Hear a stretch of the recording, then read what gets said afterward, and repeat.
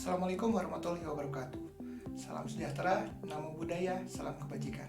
Selamat datang di mata kuliah Pemanduan Wisata dengan saya Gali Kusuma dan rekan saya Tommy Andrianto.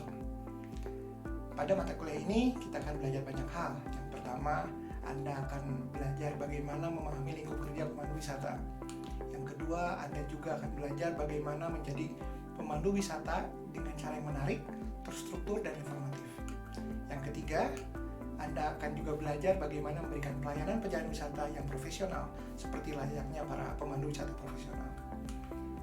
Kemudian kita akan bahas mengenai silabus pembelajaran. Yang pertama, kita akan belajar mengenai pengantar materi pemanduan wisata.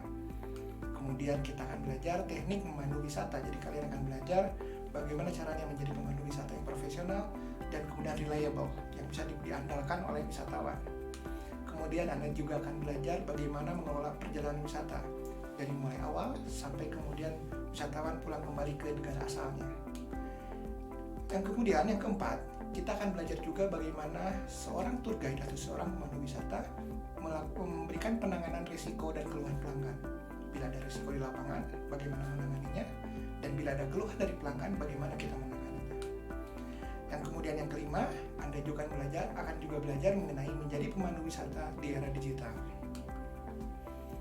Mengenai materi pertama mengenai materi pemanduan, kalian akan belajar mengenai jenis-jenis pemandu wisata. Apa saja itu jenis-jenis pemandu wisata? Ada berapa jenis pemandu wisata? Kemudian kalian juga akan belajar peran dan lingkup pekerjaan dari pemandu wisata. Dan yang terakhir, Anda akan belajar mengenai kode etik pemandu wisata. Di teknik pemanduan wisata, Anda akan belajar bagaimana mengawali pemanduan, kemudian membuat konten pemanduan, dan bagaimana mengakhiri pemanduan.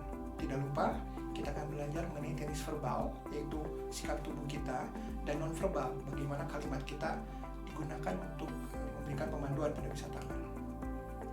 Kemudian yang ketiga, mengenai pengolahan perjalanan wisata. Kita akan belajar mengenai bagaimana melayani wisatawan ketika di gate kedatangan dan juga kepergian. Kita juga akan belajar mengenai bagaimana melayani wisatawan ketika mereka check-in di hotel atau di akomodasi, membantu mereka hingga ke kamar. Kemudian kita juga akan belajar bagaimana manajemen perjalanan ketika di dalam bis atau di dalam kendaraan, ketika Anda mengantar tamu menggunakan kendaraan. Kemudian kita juga akan belajar mengenai layanan terkait atraksi wisata. Apa yang harus dilakukan ketika kita akan mendatangi suatu atraksi wisata. Kemudian kita juga akan belajar mengenai bagaimana mempersiapkan layanan makanan minuman bagi wisatawan ketika dalam perjalanan wisata. Di materi keempat, seperti sudah dibahas tadi, bahwa kita akan belajar mengenai bagaimana kita sebagai pemandu wisata profesional menangani risiko dan juga keluhan pelanggan.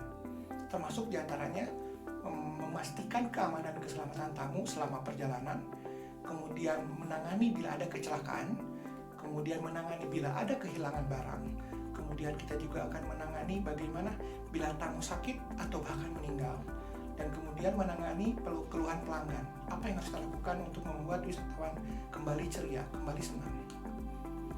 Kemudian di materi terakhir kita akan belajar juga mengenai bagaimana kalian sebagai calon pemandu wisata profesional belajar menjadi pemandu wisata yang fasih di era digital, ahli menjadi pemandu wisata di era digital. Anda harus belajar memahami karakteristik tamu, belajar menjadi pemandu pembelajar yang tidak pernah berhenti belajar. Kemudian Anda selalu connected secara digital. Dan yang terakhir, Anda bisa belajar menjadi fotografer di era digital. Sekian dari saya, kita ketemu di materi